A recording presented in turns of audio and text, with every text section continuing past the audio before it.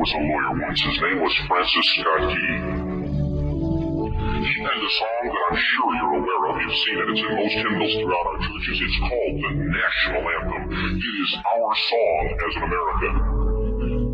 We go, however, to a ball game. We stand in our church services and we sing the words of that song, and they float over our minds and our lips, and we don't even realize what we're singing. Most of us have memorized it as a child, but we've never really thought about what it means. Let me tell you a story. Francis Scott Key was a lawyer in Baltimore. The colonies were engaged in vicious conflict with the mother country, Britain. Because of this conflict and the protractedness of it, they had accumulated prisoners on both sides. The American colonies had prisoners and the British had prisoners. And the American government initiated a move. They went to the British and they said, let us negotiate for the release of these prisoners. They said, we want to send a man out to discuss this with you. They were holding the American prisoners in boats about 1,000 yards offshore. And they said, we want to send a man by the name of Francis Scott Key. He will come out and negotiate to see if we can make a mutual exchange. On the appointed day, in a rowboat, he went out to this boat and he negotiated with the British officials. And they reached a conclusion that men could be exchanged on a one-for-one basis. Francis Scott Key, jubilant with the fact that he'd been successful, went down below in the boats, and what he found was a cargo hold full of humanity, men. And he said, men, I've got news for you tonight. You're free. He said, tonight I have negotiated successfully your return to the colonies. He said, you'll be taken out of this boat, out of this filth, out of your chains. As he went back up on board to arrange for their passage to the shore, the admiral came and he said, we have a slight problem. He said, we will still honor our commitment to release these men, but it'll be merely academic after tonight. It won't matter. And Francis Scott Key said, what do you mean? He said, well, Mr. Key, he said, tonight we have laid an ultimatum upon the colonies. Your people will either capitulate and lay down the colors of that flag that you think so much of, or you see that fort right over there, Fort Henry? He said, we're going to remove it from the face of the earth. He said, how are you going to do that?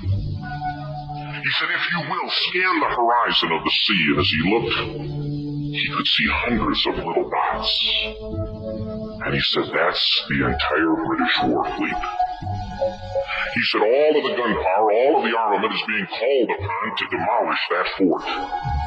It will be here within striking distance in a matter of about 2.5 hours. He said, the war's over. These men would be free anyway. He said, you can't shell that fort. He said, that's a large fort. He said, it's full of women and children. He says, it's predominantly not a military fort. He said, don't worry about it. They said, we've left them a way out. He said, what's that? He said, do you see that flag way up on the rampart?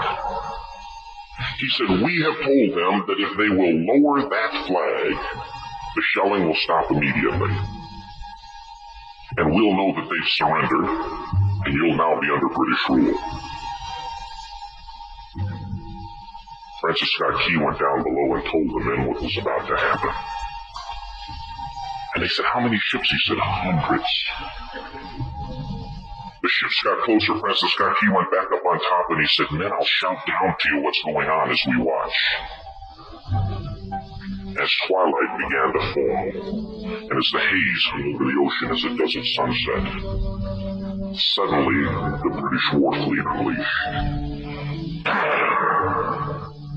He says the sound was deafening. There were so many guns that there were no reliefs. He said it was absolutely impossible to talk or hear. He says suddenly the sky, although dark, was suddenly lit. And he says from down below, all he could hear the men, the prisoners, saying was, tell us where the flag is. What have they done with the flag? Is the flag still flying over the rampart? Tell us. 1 hour, 2 hours, 3 hours into the shelling. Every time the bomb would explode and it would be close to the flag, they could see the flag in the illuminated red glare of that bomb, and Francis Scott Key would report down to the men below, it's still up. It's not down. came and he said, your people are insane. He said, what's the matter with them? He said, don't they understand this is an impossible situation? Francis Scott Key said he remembered what George Washington had said. He said the thing that sets the American Christian apart from all other people in the world is he will die on his feet before he'll live on his knees. The Admiral said, we have now instructed all of the guns to focus on the rampart to take that flag down. He said, we don't understand something.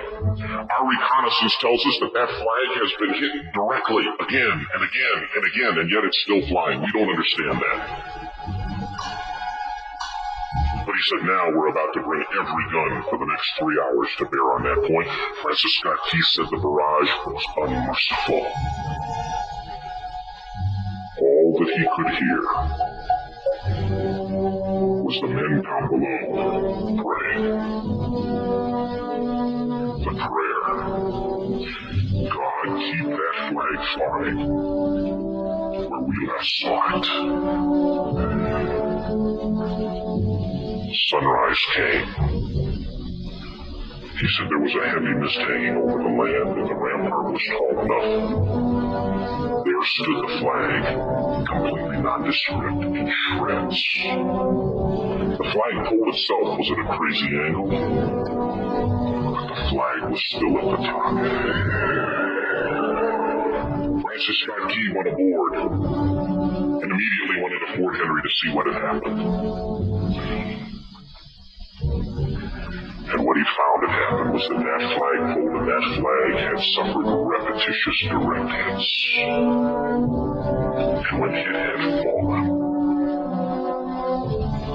but men, fathers, knew what it meant for that flag to be on the ground.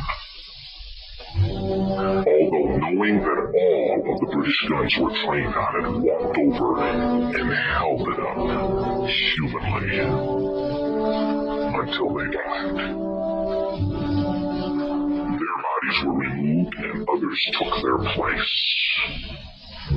Francis Scott Key said what held that flagpole in place at that unusual angle were patriots' bodies.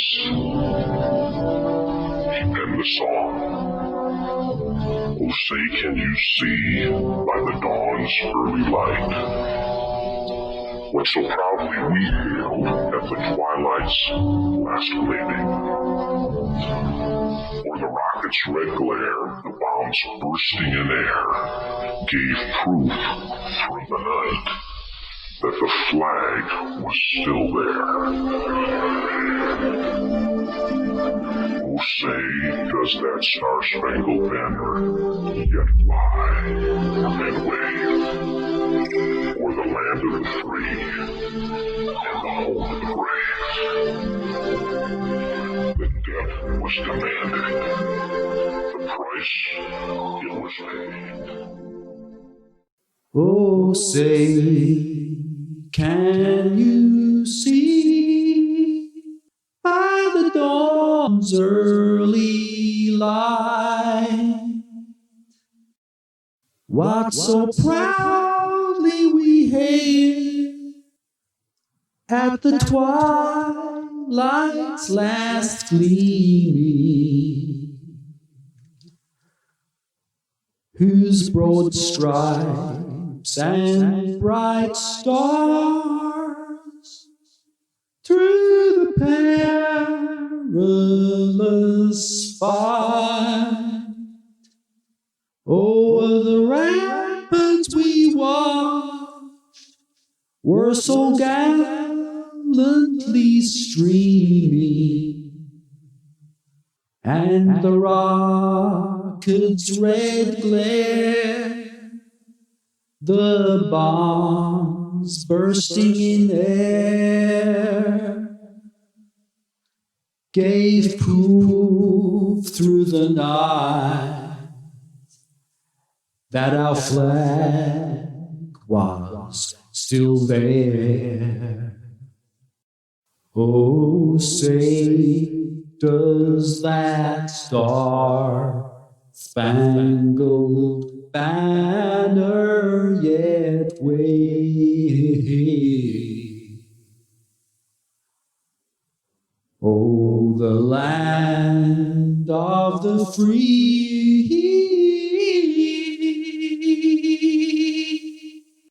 and the home of the brave.